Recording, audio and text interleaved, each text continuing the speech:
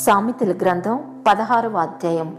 హృదయాలోచనలు మనుష్యుని వశము, చక్కని ప్రత్యుత్తరమిచ్చుటకు యెహోవా వలన కలుగును. ఒకని నడతలన్నీయు వాని దృష్టికి నిర్దోషములుగా కనపడును. యెహోవా ఆత్మలను పరిశోధించును. నీ పనుల భారము యెహోవా మీద నుంచుము, అప్పుడు నీ ఉద్దేశములు సఫలమగును. యెహోవా ప్రతి వస్తువును దాని పని నిమిత్తము కలుగజేసెను. నాశన దినమునకు ఆయన భక్తిహీనులను కలుగజేసెను. గర్వహృదయులందరూ యెహోవాకు హేయులు, నిశ్చయముగా వారు శిక్ష నొందుదురు. కృపాసత్యముల వలన దోషమునకు ప్రాయశ్చిత్తము కలుగును. యెహోవా యందు భయభక్తులు కలిగి ఉండుట వలన మనుష్యులు చెడుతనము నుండి తొలగిపోదురు. ఒకని ప్రవర్తన యెహోవాకు ప్రీతికరమగునప్పుడు ఆయన వాని శత్రువులను సహా వానికి మిత్రులుగా చేయును. అన్యాయము చేత కలిగిన గొప్ప వచ్చుబడి కంటే నీతితో కూడిన కొంచెమే శ్రేష్టము. ఒకడు తాను చేయబోవునిది హృదయములో యోచించుకొనును. యెహోవా వాని నడతను స్థిరపరచును. దేవోక్తి పలుకుట రాజువశము, న్యాయము విధించుటయందు అతని మాట న్యాయము తప్పదు. న్యాయమైన త్రాసును తూనిక రాళ్లును యెహోవా యొక్క ఏర్పాటులు. సంచిలోని గుండ్లన్నయు ఆయన నియమించును. రాజులు దుష్టక్రియలు చేయుట హేయమైనది. నీతి వలన సింహాసనము స్థిరపరచబడును. నీతి గల పెదవులు రాజులకు సంతోషకరములు. యథార్థవాదులు వారికి ప్రియులు. రాజు క్రోధము మరణదూత, జ్ఞాని అయిన వాడు ఆ క్రోధమును శాంతిపరచును. రాజుల ముఖ ప్రకాశము వలన జీవము కలుగును. వారి కటాక్షము కడవరి వానమొబ్బు. అపరంజి సంపాదించుట కంటే జ్ఞానమును సంపాదించుట ఎంతో శ్రేష్టము.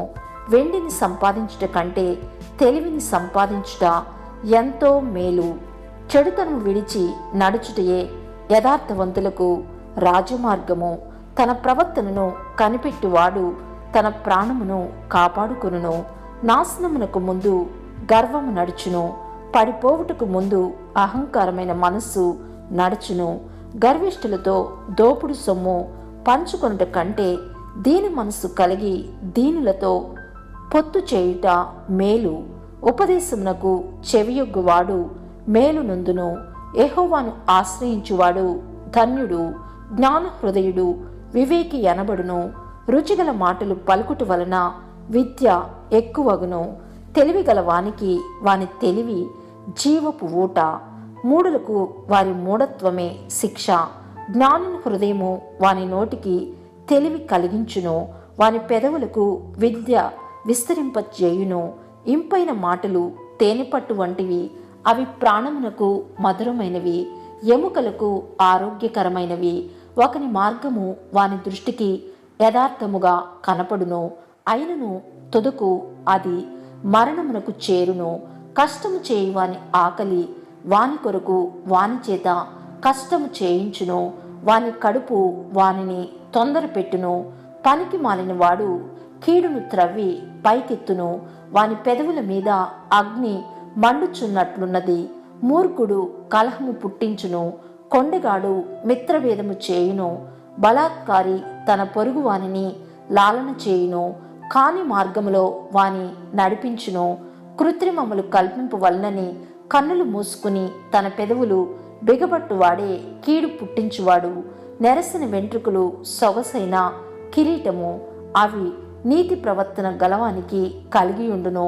పరాక్రమశాలి కంటే దీర్ఘశాంతము గలవాడు శ్రేష్ఠుడు. పట్టణం పట్టుకొను వాని కంటే తన మనస్సును స్వాధీనపరచుకొనువాడు శ్రేష్ఠుడు. చీట్లు ఒడిలో వేయబడును, వాటి వలన తీర్పు యెహోవా వశము.